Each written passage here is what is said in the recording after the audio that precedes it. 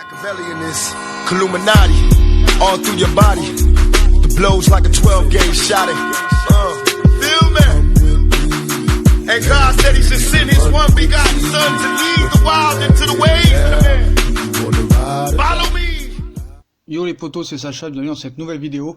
Donc on va reparler de Neymar un petit peu. Donc comme on sait, il restera au Paris Saint-Germain. Donc on va regarder un petit peu le parcours au Paris Saint-Germain. Donc le fiasco Neymar au Paris Saint-Germain. J'ai envie de vous dire, ah bon, on va voir. On peut détester et lyncher Neymar et son comportement à longueur de journée.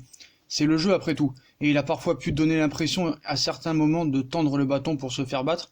En revanche, il est plus compliqué d'affirmer avec force et conviction qu'il n'a sportivement pas rempli son rôle jusqu'à présent sous les couleurs du Paris Saint-Germain. Donc on va voir tout ça ensemble. Donc la colère, la déception et le rejet peuvent facilement nourrir un argumentaire, mais pas à la mauvaise foi. Il est normal et compréhensible de voir une partie des supporters du PSG demander le départ de Neymar et critiquer son attitude vis-à-vis du club. Mais il y a une limite. Depuis quelques jours, quelques semaines, il est de bon ton de claironner que Neymar n'aurait rien rapporté et apporté au Paris Saint-Germain. On nous a même demandé hier si le Brésilien n'était pas le plus gros fiasco du club parisien. Qu'on pose la question, pourquoi pas? C'est le jeu. Qu'on y réponde par l'affirmative révèle d'une forme de malhonnêteté pour moi. Heureusement, il y a un indicateur qui a du mal à mentir dans ces situations, les statistiques. Et on aurait bien du mal à faire dire n'importe quoi à celle de Neymar.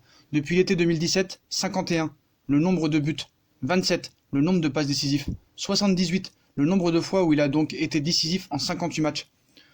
Donc on a même calculé qu'en L1 et en Ligue des Champions, il était le joueur le plus décisif du club depuis 2011, devant Zlatan, Kylian Mbappé ou Edinson Cavani. Donc implication dans un but toutes les minutes avec le PSG, toutes les 63 minutes. Donc tout le monde souhaiterait additionner des flops pareils dans une équipe, n'est-ce pas? Par ailleurs, c'est un tel four que des petits clubs qui n'y connaissent vraiment rien en grands joueurs font des pieds et des mains pour rassembler la somme qui leur permettrait de le ramener en Espagne. Bref. L'échec de Neymar ou du projet qui l'entourait? On va répondre à cette question. Alors, ça n'a échappé à personne. Neymar s'est blessé 2 fois en plus, le bougre, quasiment au même moment, à l'approche, grosso modo, des grosses échéances, comme par hasard. Glousser ses plus grands détracteurs. Ah, qui sous-entendait qu'il l'a fait exprès, qui peut clairement établir que ce serait de la faute d'anniversaire à répétition et de soirée en boîte. Personne, parce que Neymar s'est blessé sur des faits de jeu que sa façon de jouer implique.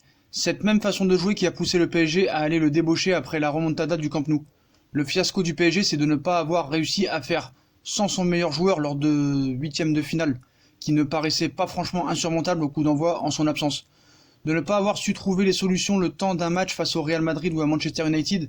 Le fiasco du PSG, c'est par exemple de ne pas avoir réussi à avoir 10 autres joueurs aussi forts que lui, qui revenaient tout juste de blessure, sur la pelouse du Stade de France. Le score de la finale de Coupe de France face à Rennes, le fiasco du PSG, c'est d'avoir échoué à se renforcer convenablement à d'autres postes clés, dans les buts ou à la récupération entre autres. Ouais, mais Neymar n'a disputé que 2 demi-saisons, blablabla, ouin, c'est exact. Et c'est d'ailleurs comme ça que l'on peut mesurer ce qu'il a apporté au PSG. Donc l'équipe était clairement moins bonne lors des 2 fins de saison où Neymar était à l'infirmerie, hormis un match raté à de très rares occasions, par exemple face au Bayern Munich. Il a très vite marché à chaque journée sur la Ligue 1 et a souvent été le joueur phare du PSG en poule de Ligue des Champions, notamment lors de la phase retour d'un groupe particulièrement relevé la saison dernière. Donc crise de croissance, il y en a qui disent. Ce n'est pas tout, il paraît même que Neymar n'aurait pas fait grandir le PSG. Ah, là encore, outre le fait qu'il ait rempli sa partie du contrat sportivement, quand il a pu jouer, il a immédiatement fait changer le club parisien de dimension dès son arrivée. Partout dans le monde, on parle bien plus du PSG avec Neymar, qu'on en parlait même avec Zlatan Ibrahimovic. Il n'est pas difficile d'imaginer que le département marketing a dû se réjouir de la venue de l'ancien joueur du Barça et des retombées que Paris a dû en tirer les mois qui ont suivi. Tout le monde a grandi avec Neymar au PSG. Le club, ses coéquipiers et la Ligue 1. Le seul qui n'a pas grandi, c'est Neymar malheureusement. Le vrai fiasco du PSG, c'est de ne pas avoir réussi à donner envie à Neymar de rester de son plein gré une 3e saison.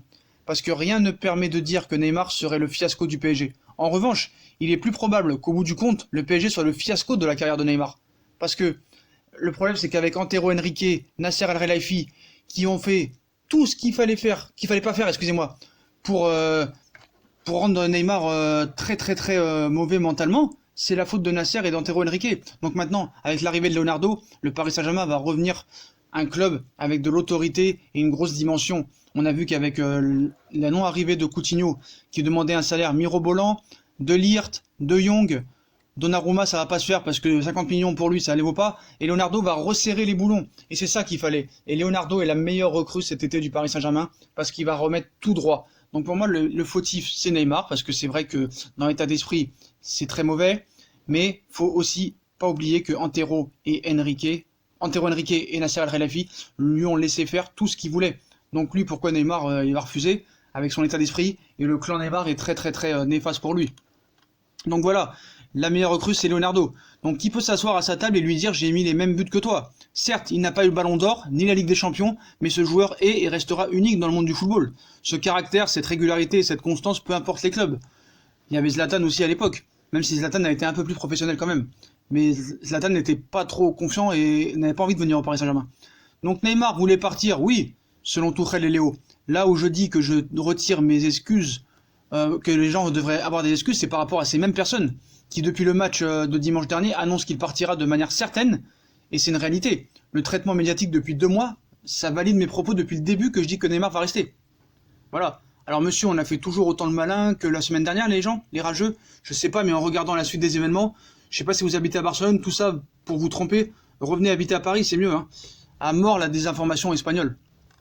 Et ça, faut être très clair là-dessus. Donc, il faut dire des excuses parce que vous savez pas ce que vous dites. Envers tous ceux qui m'ont dit que Neymar voulait partir, la suite des événements prouve que tout le monde vous êtes fait berner par les médias depuis le début. Comme je l'avais dit il y a 2 mois ou 1 mois dans ce coup de gueule.